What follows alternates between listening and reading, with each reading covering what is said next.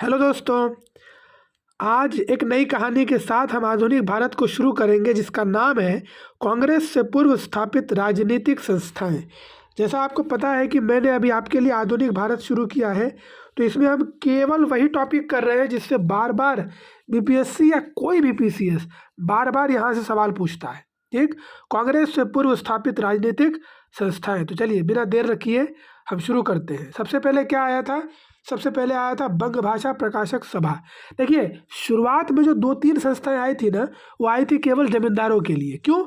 जमींदार लोगों को ये मालूम पड़ने लगा था कि अब किसान आंदोलन करने लगा है, किसान अब लड़ने लगा है, तो इसीलिए कहीं ना कहीं अपने आप को बचाने के लिए इन्होंने इन सभाओं का स्थापना किया। बंग भाषा प्रकाशक सभा 1836, राजा राम मोहन राय के अनेक साथियों ने इसको शुरू किया। अब अगर राजा राम मोहन राय के साथियों में आपको दिखाऊं, तो पृष्ठभूमि अगर दिखाऊं तो प्रसन्ना कुमार ठाकुर, कालीनाथ चौधरी, द्वारकानाथ टैगोर, ये सभी राजा राम मोहन राय के मित्र थे और ये सभी जमींदारी परंपराओं के वंशज थे। गरीब लोग नहीं थे, ध्यान रखिएगा, ये कोई गरीब नहीं थे, ये अमीर लोग थे, जमींदारी परंपराओं के वंशज थे, लेकिन समाज में ये भी बदलाव लाना चाह रहे थे। ठीक, इनका जो अध्यक्ष था वो था गौरी शंकर भट्टाचार्य, सचिव था दुर्गा प्रसाद तंकी पंचन। उद्देश्य थे अंग्रेजों के साथ भारतीयों का प्रशासनिक जुड़ाव। जो अंग्रेज हैं, ब्रिटिश लोग हैं, वो किस प्रकार प्रशासन चला रहे हैं उसके बारे में भारतीयों को बताना। उसके बाद शिक्षा का प्रसार करना, ब्रिटिश संसद में भारतीय मांग को उठाते रहना, बंगाली शिक्षा को बढ़ावा देना, गैर कर योग्य भूमि पर कर लगाने का घोर विरोध करना, ये कुछ इनके जरूरी काम थे। चलिए बढ़ते हैं आगे। उसके बाद जो अगली संस्था आती है वो है लैंड होल्डर सोसाइटी या जमींदारी एसोसिएशन 1838। बंग भाषा प्रकाशक सभा 1836, लैंड होल्डर सोसाइटी या जमींदारी एसोसिएशन 1838। गठन हुआ था मार्च 1838 में, जमींदारों के लिए राजनीतिक संगठन के रूप में हुआ। जमींदारों को जो समस्याएं होती थी वे वो पत्र के द्वारा अंग्रेजों तक पहुंचाया करते थे इस संस्था के द्वारा। संस्थापक जो थे ये बंगाल के प्रमुख जमींदार थे, द्वारकानाथ टैगोर और अन्य जमींदार। सचिव थे इनके प्रसन्न कुमार ठाकुर। अब क्या हुआ था, इस संस्था को अंग्रेजों का भी साथ था, तो लंदन में जो अंग्रेजों की संस्था थी उसका इनको साथ मिलता था। सचिव थे इनके प्रसन्न कुमार ठाकुर भारतीय, अंग्रेज सचिव थे विलियम काबरी, लंदन में इनके प्रतिनिधि थे जॉन क्राफर्ड। काम था पूरे भारत में स्थायी बंदोबस्त को लागू करने का अभियान चलाया, लंदन में ब्रिटिश इंडिया सोसाइटी से घनिष्ठ संबंध बनाए रखा। आगे बढ़िए। उसके बाद भारत में ब्रिटिश नागरिकों को भी संघ का सदस्य बनाया, सरकारी क्रियाकलापों की समीक्षा करके अनेक सुधारों के लिए प्रार्थना पत्र भेजना, ये इनका मुख्य काम था। आगे बढ़ते हैं। इसके बाद जो तीसरी संस्था हमारे सामने आती है वो है बंगाल ब्रिटिश इंडिया सोसाइटी। 1843 में जॉर्ज थॉमसन के सलाह पर द्वारकानाथ टैगोर, चंद्रमोहन चटर्जी और परमानंद मित्र ने इसकी स्थापना की। क्या नाम था? Bengal British India society. आगे उद्देश्य क्या है सर? उद्देश्य है लोगों के स्वास्थ्य कल्याण के बारे में जानकारी एकत्र करना, प्रसार करना, ब्रिटिश प्रभुत्व के शासक के प्रति वफादार रहना और सभी वर्गों के कल्याण एवं उन्नति को सुनिश्चित करना। मतलब क्या है कि ब्रिटिशों को भी नाराज नहीं करना है और अपना काम भी करवा लेना है, ये इस संस्था का मुख्य उद्देश्य था। भारतीयों में अच्छे नागरिकों के गुण तैयार करना। सचिव थे प्यारी चंद्र मित्र, जो जमींदारी प्रथा के आलोचक थे, बहुत ही कट्टर आलोचक थे। 1846 तक लेकिन ये संस्था खत्म हो गई। आगे बढ़ते हैं। उसके बाद आया अब हुआ क्या कि लैंड होल्डर सोसाइटी, कौन सी? लैंड होल्डर सोसाइटी और बंगाल ब्रिटिश इंडिया सोसाइटी, ये ठंडी पड़ने लगी, तो इन दोनों को मिलाकर बना दिया गया इंडियन ब्रिटिश एसोसिएशन। 28 अक्टूबर 1951 को राजा राधाकांत देव ने इसको बनाया। चलिए आगे बढ़ते हैं। बंगाल में जो इसको नाम दिया गया वो नाम दिया गया भारतवर्षीय सभा। आगे बढ़ते हैं। इन्होंने कुछ काम किए। क्या काम किए? नील विद्रोह नील विद्रोह के लिए आयोग की मांग की। 1860 में जब अकाल पड़ा तो इन्होंने धन की व्यवस्था की। कैनिंग ने जो आयकर लगाया उसका विरोध किया 1860 में, और इनका जो मुखपत्र था उसका नाम था हिंदू पैट्रियट, जिसके द्वारा ये अपने विचार लोगों तक पहुंचाते थे। आगे बढ़ेंगे। अब आ गया रण का समय, बहुत हो गया याचना। 1836 से आप याचना कर रहे थे, पत्र भेज रहे थे, अब आप आंदोलन करेंगे। तो इंडियन लीग की स्थापना किया शिशिर कुमार घोष ने, ठीक, 1875 में।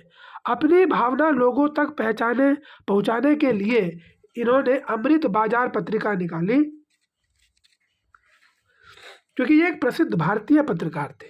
इनका एक ही मुद्दा था कि लोगों में राष्ट्रवाद की भावना को उत्तेजित करना है। उसका इन्होंने काम बहुत बखूबी तरीके से किया। चलिए आगे बढ़ते हैं। अमृत बाजार संस्था के पत्रिका के संस्थापक थे, वैष्णव थे। 1857 में कलकत्ता विश्वविद्यालय की पहली प्रवेश परीक्षा पास करने वाले बच्चों में से थे, तो ये बहुत ही ज्वलंत विद्यार्थी थे, बहुत ही अच्छे विद्यार्थी थे। आगे बढ़ते हैं। 31 दिसंबर 1868 को इन्होंने अपने अमृत बाजार में लिखा कि बंगाली कदम कदम पर अंग्रेजों के अत्याचार का विरोध करने के लिए दृढ़ संकल्पित है। यह मध्यम वर्ग और जनता का प्रतिनिधित्व करता था। इनका जो समाज था इंडियन लीग, ये मध्यम वर्ग और जनता का प्रतिनिधित्व करता था। आगे बढ़ते हैं। उसके बाद दो लड़के आए, एक का नाम था आनंद मोहन बोस, एक का नाम था सुरेंद्र नाथ बनर्जी। दोनों ने बात, यार चलो यार हम ना छात्रों के लिए एक संगठन बनाते हैं, जिसका नाम था कलकत्ता स्टूडेंट एसोसिएशन, 1875 में। उसके बाद आगे जा कर के इन्होंने शिशिर कुमार घोष की जो ये थी इंडियन लीग, उसको भी इन्होंने अधिग्रहित कर लिया और उसका नया नाम कर दिया इंडियन एसोसिएशन, जिसे भारत सभा कहा गया। 26 जुलाई 1876 को इसकी स्थापना हुई। इंडियन लीग को इन्होंने मिला लिया। किस किसने? सुरेंद्र नाथ बनर्जी, आनंद मोहन बोस। वार्षिक चंदा किया इसका 5 रुपये, ताकि क्या हो कि गरीब से गरीब आदमी भी हमारे पास आए और हमसे मिले। आगे उद्देश्य था देश में जनमत की शक्तिशाली संस्था का गठन करना। और आगे बढ़ते हैं। सामान्य राजनीतिक स्वार्थों के आधार पर भारतीयों को सूत्रबद्ध करना, भारतीयों को जगाना कि हम सभी का दुश्मन अंग्रेजी है। आप किसान हैं, आप मजदूर हैं, आप जमींदार हैं, आप साहूकार हैं, आप राजा हैं, हम सभी का दुश्मन कौन है? अंग्रेज, और उससे हमको लड़ना है। हिंदू और मुसलमानों को मैत्री भाव सिखाया इस संस्था ने, ठीक। अब इन्होंने कुछ चीज़ों का विरोध किया। कैसे कैसे विरोध किया? सबसे पहले इन्होंने सिविल सर्विसेज के लिए आंदोलन चलाया, भारतीय जनपद सेवा, ये हम डिटेल में आगे देखेंगे। उसके बाद वर्नाकुलर प्रेस एक्ट का इन्होंने विरोध किया। ये तो मैंने आपको यहीं पे समझा के दे दिया है, वर्नाकुलर प्रेस एक्ट मतलब क्या। वर्नाकुलर प्रेस एक्ट का नाम था देसी प्रेस अधिनियम। 1878 में अंग्रेजों ने इसको लाया। उस समय वायसराय कौन था? लिटन वाह। उसके बाद इसमें क्या कहा गया था? इस एक्ट का क्यों विरोध किया इस संस्था ने? इस एक्ट में कहा गया कि भारतीय भाषाओं में अगर आपको समाचार पत्र छापना है तो आपको पहले अंग्रेजों से अनुमति लेनी पड़ेगी। अब जो इंडियन एसोसिएशन है उसने कहा नहीं भैया ये गलत है, ऐसा ठीक नहीं है, ठीक।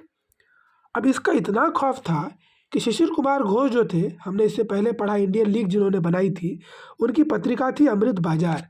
अब ये अमृत बाजार जो पत्रिका थी ये बंगाली में थी, लेकिन क्योंकि जो भी भारतीय भाषाओं में पत्रकार पत्र छापेगा उसको दंड दिया जाएगा, इसीलिए उन्होंने रातों रात अंग्रेजी में इसको छाप दिया। तो इसी बात का इंडियन एसोसिएशन ने क्या किया? विरोध किया। उसके बाद ब्रिटिश सरकार की इससे बहुत बदनामी हुई।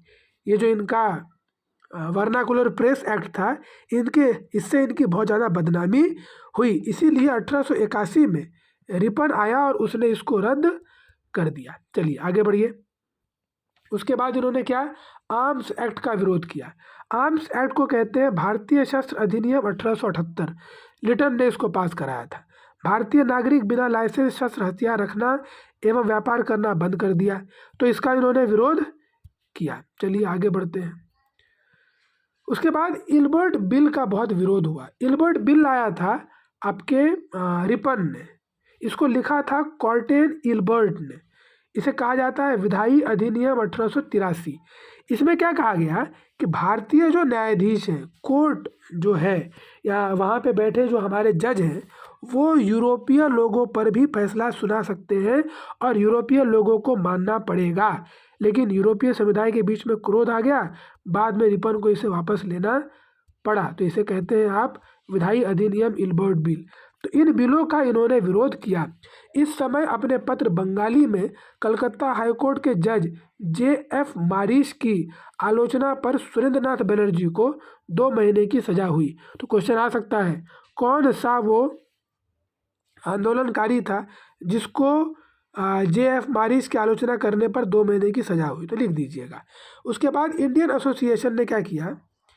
इंडियन एसोसिएशन ने 29 दिसंबर 1883 को कलकत्ता के अल्बर्ट हॉल में अधिवेशन किया अपना पहला। तो अगर पूछेगा इंडियन एसोसिएशन का पहला अधिवेशन कहाँ हुआ? 29 दिसंबर 1883 को कलकत्ता के अल्बर्ट हॉल में। अध्यक्ष कौन थे इसके? आनंद मोहन बोस। दूसरा अधिवेशन होता है आपको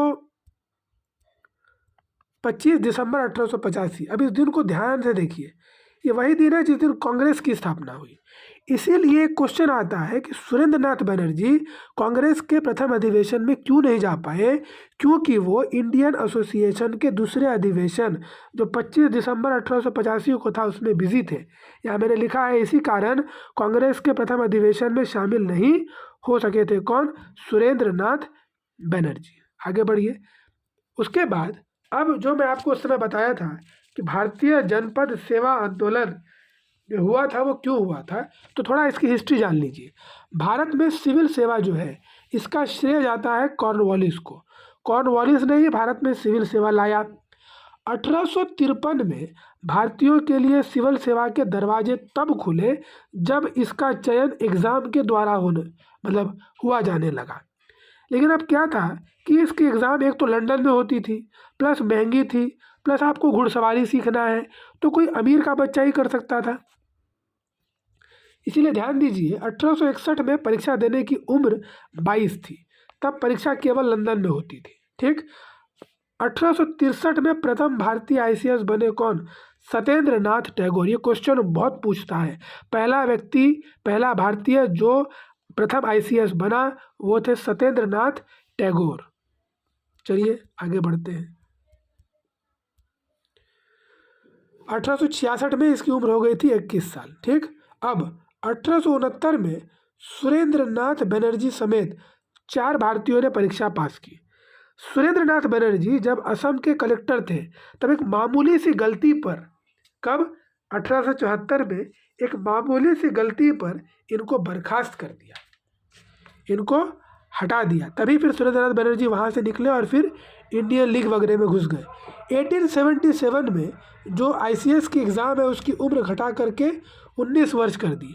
इसका विरोध इंडियन एसोसिएशन ने 1877 में किया। केशव चंद्र सेन यहाँ पर उपस्थित रहे। जनरली वो कहीं जाते नहीं थे लेकिन यहाँ पर आए थे। 1923 से भारत और ब्रिटेन में एक साथ ICS का परीक्षा होने लगा, जो कि एक बहुत बड़ी बात थी। चलिए अब हम बंगाल से निकलते हैं, बम्बई चलते हैं। अब बम्बई में अगर राजनीतिक संगठन आप देखेंगे तो सबसे पहला था बम्बई एसोसिएशन। दादा भाई नौरोजी ने बनाया था 26 अगस्त 1852। आप डेट बहुत ध्यान से रखिए, BPSC डेट बहुत पूछता है, UPPCS डेट बहुत पूछता है। 26 अगस्त 1852 को दादा भाई नौरोजी ने बम्बई एसोसिएशन की स्थापना किया। उसके बाद आगे बढ़ेंगे। उद्देश्य था सरकार को ज्ञापन देना। दादा भाई नौरोजी बहुत शांत व्यक्ति थे, तो वो केवल पत्र वगैरह से ही बात करते थे। Bombay presidency association 1855। Firoz Shah Mehta, Badruddin Tyabji, KT Telang, Kashinath Trimbak ने बम्बई प्रेसिडेंसी एसोसिएशन की स्थापना किया 1855 में। उसके बाद पूना सार्वजनिक सभा 1870 में इसकी स्थापना MG रानडे और गणेश वासुदेव जोशी ने किया। ये मध्यम वर्गीय जमींदारों व्यापारियों के स्वार्थों का प्रतिनिधित्व करती थी, इसीलिए फिर किसानों का इससे मोह भंग हो गया। पूना सार्वजनिक सभा 1870 MG रानडे। उसके बाद मद्रास में अगर देखेंगे तो मद्रास नेटिव एसोसिएशन 26 फरवरी 1852। गुजुलू लक्ष्मी नरुश शेट्टी अध्यक्ष, CY मुदलियार सचिव, V रामानुजाचारी। आगे बढ़िए। अगली जो हमारी संस्था है उसका नाम है मद्रास महाजन सभा। मद्रास महाजन सभा 1884। एम राघवाचारी, आनंद चार्लू। ठीक, अब चलते हैं लंदन। भारत बहुत हो गया, अब थोड़ा लंदन घूम के आते हैं। लंदन में संस्था हुई लंदन इंडियन कमेटी 1862। इसकी स्थापना पुरुषोत्तम मुदलियार ने किया। लंदन इंडिया सोसाइटी 1865 दादा भाई नौरोजी। और ईस्ट इंडिया एसोसिएशन 11 दिसंबर 1886 दादा भाई नौरोजी। तो दादा भाई नौरोजी को आप great grand old man of India भी कहते हैं। भारत का वयोवृद्ध नेता भी कहा इन्हें जाता है। उद्देश्य क्या थी? उद्देश्य था ब्रिटिश जनता और संसद को भारतीय विषयों से अवगत करवाना। ठीक, बस तो हमने यहाँ पर हमारा टॉपिक ख़त्म कर लिया। अब देखिए, मैं आपको जिस प्रकार से कहता हूँ कि एक क्वेश्चन नहीं छूटेगा, यहाँ भी नहीं छूटा है। देखिए, भारत में जिस राजनीतिक संगठन की स्थापना 1838 में हुई, देखिए IAS 1993 और उत्तराखंड PCS 2010 में आया। इसका उत्तर क्या है? जमींदारी एसोसिएशन। चलिए बढ़ते हैं अगले की तरफ। नेक्स्ट क्वेश्चन, किस एक ने 1875 में हाउस ऑफ कॉमन्स में एक याचिका प्रस्तुत करते हुए ब्रिटिश संसद में भारत के प्रत्यक्ष प्रतिनिधित्व की मांग की? द पूना सार्वजनिक सभा MG राणा ने बनाई थी 1870 में, याद रखिए। IAS 2002 में इसके बारे में पूछा गया है। उसके बाद भारत संघ इंडियन एसोसिएशन के संस्थापक कौन थे? ये क्वेश्चन पूछा है BPSC ने 2001 में और UPPCS ने 2008 में। इसका आंसर है सुरेंद्र नाथ बनर्जी। फिर क्वेश्चन है, राष्ट्रीय कांग्रेस से पूर्व सबसे प्रमुख संस्था कौन सी थी? Indian association of Calcutta. अब ये वाला क्वेश्चन जो आपको पूछा है वो पूछा है BPSC ने 2008 में। फिर 1886 में कांग्रेस में विलय हो गया, ये क्वेश्चन पूछा है UPPCS मेंस में 2007 में, तो यहाँ भी ध्यान रखिए। फिर बढ़ते हैं आगे। सुरेंद्र नाथ बनर्जी को किस वर्ष सिविल सर्विसेज से हटाया गया? 1874 को हटाया गया। BPSC 2016, IAS 1999। क्रमवार समझाइए, क्या समझाइए? JPSC 2003 में क्वेश्चन आया, बॉम्बे एसोसिएशन, मद्रास महाजन सभा, इंडियन एसोसिएशन और इंडियन लीग। मैंने यहाँ लिख के दे दिया है। बॉम्बे एसोसिएशन अगस्त 1852, पहला आएगा दादा भाई नौरोजी। इंडियन लीग सितंबर 1875, शिशिर कुमार घोष। इंडियन एसोसिएशन जुलाई 1876, सुरेंद्र बनर्जी, आनंद मोहन बोस। ठीक, आगे बढ़िए। मद्रास महाजन सभा BPSC ने 2011 में पूछा, मई 1884 में बनी। S Radhaswami Mudaliar, B Raghavachari, G Subramaniam, P Anand Charlu, इन लोगों ने इसको बनाया था। चलिए आगे बढ़ते हैं। फिर बम्बई प्रेसिडेंसी क्वेश्चन आया 1885 में। फिरोज शाह मेहता, KT तेलंग, बदरुद्दीन तैयब ने बनाया था। BPSC ने 2017 में इस पर क्वेश्चन पूछा था। आगे बढ़ेंगे। British India society 1839, London William Adams. East India association 1866, London Dada Bhai Naoroji. National India association London Mary और मैनिंग ने इसको बनाया था। ध्यान रखिए। तो हमने आपको आज का ये टॉपिक ख़त्म कर दिया। इस टॉपिक का नाम था कांग्रेस से पूर्व राजनीतिक संस्थाएं। मैंने आपको पहले पूरा पढ़ा दिया, उसके बाद में जितने इस पर क्वेश्चन आए थे क्वेश्चन करवा दिए। अब आपका एक ही काम है, इसको 2 बार 3 बार पढ़ लीजिए। ट्रेन में जा रहे हैं, बस में जा रहे हैं, कहीं भी जा रहे हैं, इसको देखते रहिए। आने वाले एग्जाम में एक भी क्वेश्चन नहीं छूटेगा, ये मेरा आपसे वादा है। और अगर चैनल पसंद है तो इसे सब्सक्राइब और लोगों तक इस वीडियो को खूब शेयर करिए। मिलते हैं अगले वीडियो, तब तक के लिए आप सभी को जय हिंद।